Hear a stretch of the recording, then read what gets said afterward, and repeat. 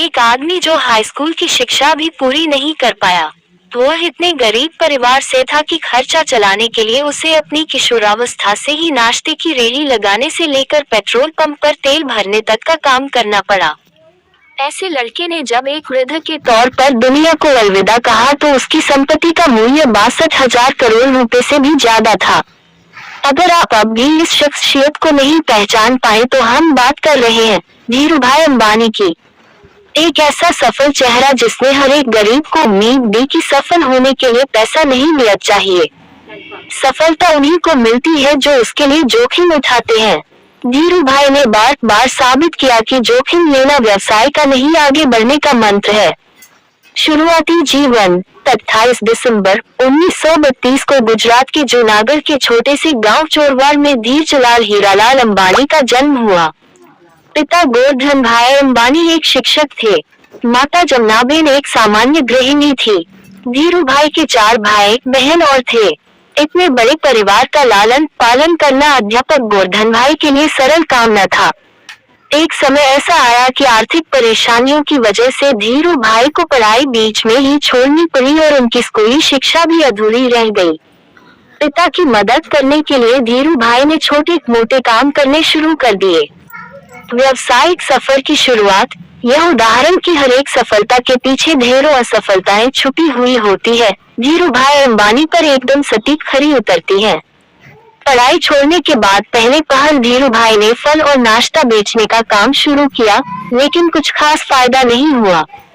उन्होंने दिमाग लगाया और गांव के नजदीक स्थित धार्मिक पर्यटन स्थल गिरनार में पकोड़े बेचने का काम शुरू कर दिया।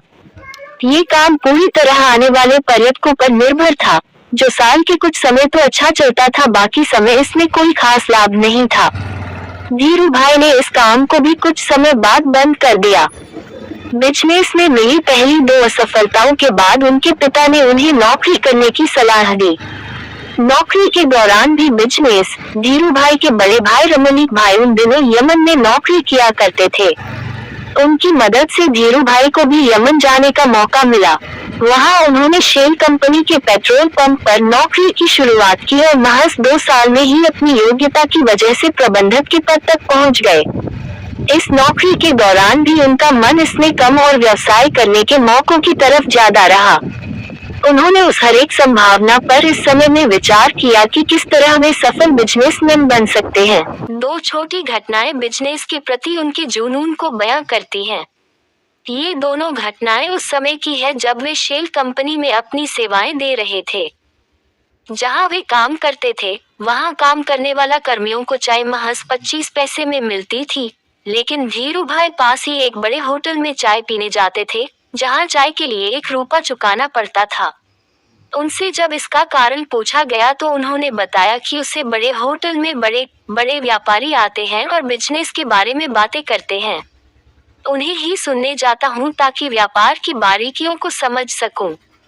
धीरूभाई ने अपने ही तरीके से बिजनेस मैनेजमेंट की शिक्षा ली, जिन्होंने आगे चलकर वॉटन और हार्वर्ड से पारंपरिक तरीके से डिग्री लेने वाले को नौकरी पर रखा।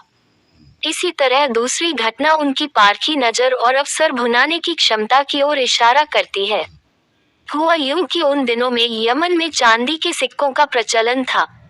धीरूभाई को एहसास हुआ कि इन सिक्कों की चांदी का मूल्य सिक्कों के मूल्य से ज्यादा है और उन्होंने लंदन की एक कंपनी को इन सिक्कों को गलाकर आपूर्ति करनी शुरू कर दी।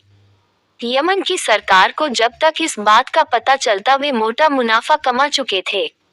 ये दोनों घटनाएं इशारा कर रही थी कि धीरूभाई अंबानी के पास एक सफल बिजनेसमैन बनने के सारे गुण हैं। चुनौतियां और सफलता।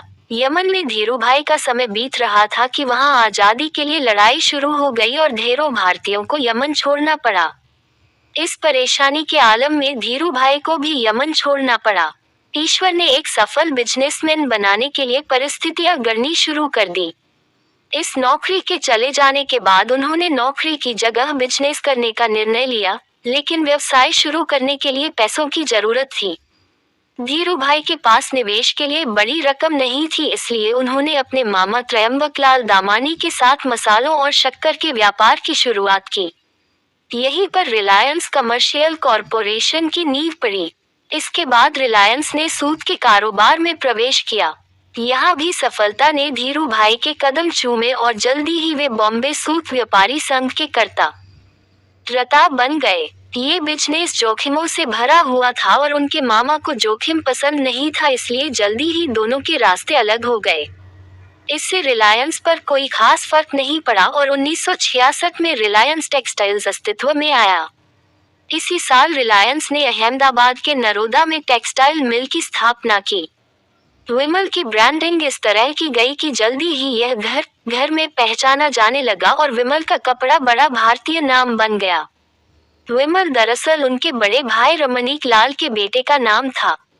इन्हीं सब संघर्षों के बीच उनका विवाह कोकिलाबेन से हुआ, जिनसे उन्हें 2 बेटे मुकेश और अनिल तथा 2 बेटियां दीप्ति और नीना हुई। उन्होंने इसके बाद कभी पीछे मुड़कर नहीं देखा और रिलायंस कपड़े के साथ ही पेट्रोलियम और दूरसंचार जैसी कंपनियों के साथ भारत की सबसे बड़ी कंपनी बन गई। इन सब के बीच धीरूभाई अंबानी पर सरकार की नीतियों को प्रभावित करने और नीतियों की कमियों से लाभ कमाने के आरोप भी लगते रहे। उनके और नुस्ली वाडिया के बीच होने वाले बिजनेस घमासान पर भी बहुत कुछ लिखा गया। उनके जीवन से प्रेरित एक फिल्म गुरु बनाई गई, जिसमें अभिषेक बच्चन ने उनकी भूमिका का निर्वाह किया। लगातार बढ़ते बिजनेस के बीच उनका स्वास्थ्य खराब हुआ और 6 जुलाई 2002 को उनकी मृत्यु हो गई। मृत्यु के बाद उनके काम को बड़े बेटे मुकेश अंबानी ने संभाला।